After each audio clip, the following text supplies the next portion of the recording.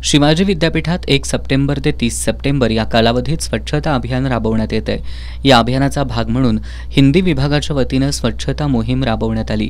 यामध्ये प्राध्यापक आणि विद्यार्थ्यांनी उत्स्फूर्तपणे सहभाग घेत परिसरातील बाग, हॉल आणि वर्गांची स्वच्छता केली।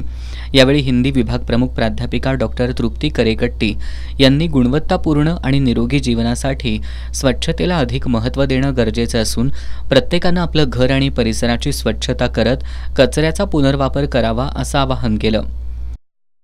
आपल्याकडे स्वच्छता म्हणजे कॉन्सेप्ट असते की आपल्या घरातला कचरा उचलायचा आणि दुसऱ्या बाहेर टाकायचा, तर तसं न करता आज आपण या सगळ्या कचऱ्याचा एकतर कंपोस्टिंग करावं किंवा जो कोरडा कचरा आहे प्लास्टिक वगैरे सारखा, तर त्याचा पुनर्वापर करता येईल, रिसायकलिंग अपसायकलिंग कसं करता येईल ह्याचा प्रयत्न करून बघूया।